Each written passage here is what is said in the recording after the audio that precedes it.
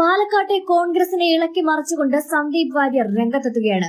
സിപിഎമ്മും ബിജെപിയും കൂട്ടുകച്ചവടം നടത്തുന്ന പാലക്കാട്ടെ മണ്ണിൽ നിന്ന് തന്നെയാണ് സന്ദീപ് വാര്യർ കോൺഗ്രസിന്റെ കൈ പിടിച്ചത്. അതിനു പിന്നാലെ തനി കോൺഗ്രസുകാരനായി മാറുന്ന സന്ദീപ് വാര്യരാണ് നമുക്ക് കാണാനായത്.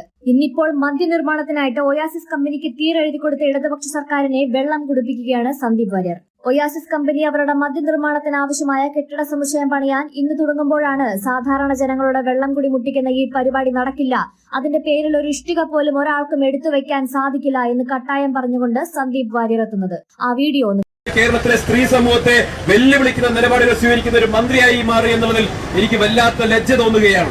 രാജേഷിൽ നിന്ന് ഇതൊന്നുമല്ല പാലക്കാട്ടെ ജനങ്ങൾ പ്രതീക്ഷിച്ചത്.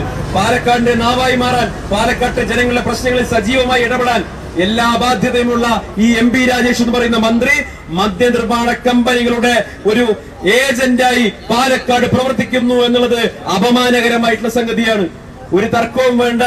ഈ മദ്യനിർമ്മാണ കമ്പനിയുടെ ഒരു ഇഷ്ടിക പോലും ഇനി നിങ്ങൾ ഏത് കോടതിയുടെ ഉത്തരവ് കൊണ്ടുവന്നാലും മദ്യനിർമ്മാണ കമ്പനിയുടെ ഒരു ഇഷ്ടിക പോലും ഈ പാലക്കാട് എവിടെയും വെക്കാൻ ഇന്ത്യൻ നാഷണൽ കോൺഗ്രസ് അനുവദിക്കില്ല.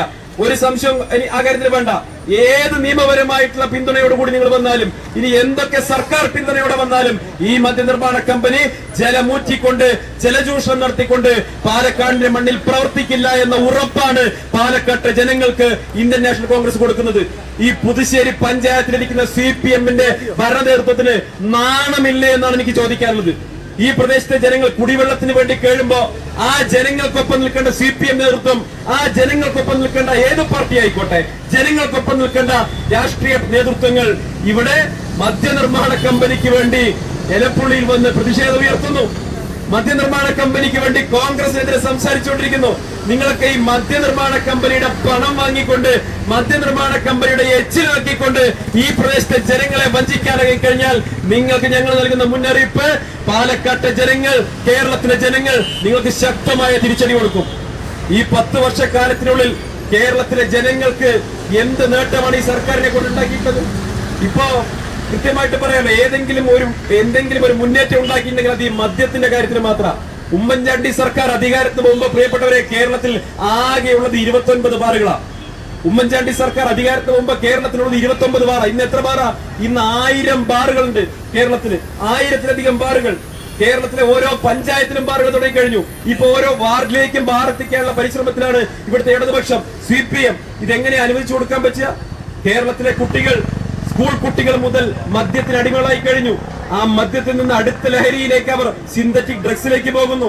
ആ സിന്തറ്റിക് ഡ്രഗ്സിന്റെ ഉപയോഗം ഇവിടെ വർദ്ധിച്ചു വരുന്നു. ഈ മയക്കുമരുന്നിനെതിരെ, മദ്യത്തിനെതിരെ ഒന്നും ഒരു തരത്തിലുള്ള നിലപാടും ഇവിടുത്തെ സർക്കാർ സ്വീകരിക്കുന്നില്ല. ഓർമ്മയില്ലേ ഇവരുടെ പരസ്യം? ഓർമ്മയില്ലേ എന്തായിരുന്നു പരസ്യം? നമ്മളൊക്കെ ഏറെ ഇഷ്ടപ്പെട്ട ഇന്നസെന്റും അതുപോലെ തന്നെ KPC എഴുതിയും കേരളത്തിലെ ഏറ്റവും പ്രധാനപ്പെട്ട 2 നടീനടന്മാരെ വെച്ചുകൊണ്ട് അവരൊരു പരസ്യം നടത്തി. എന്തായിരുന്നു പരസ്യം? ഞങ്ങൾ അധികാരത്തിലെത്തിയാൽ തുറക്കാൻ പോകുന്നത് നിങ്ങൾ പൂട്ടിയ ബാറുകളല്ല, നിങ്ങൾ പൂട്ടിയ സ്കൂളുകളാണെന്ന്. ഇവർക്ക് നാണമുണ്ട് ഇത് പറയാൻ?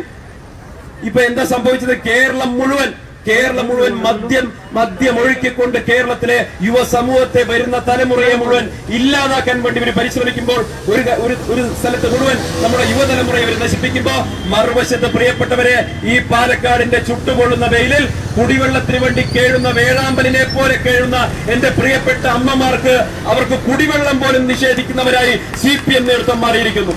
ഇവിടെ കുടിവെള്ളത്തിന് വേണ്ടി കേഴുകയാണ് മനുഷ്യൻ.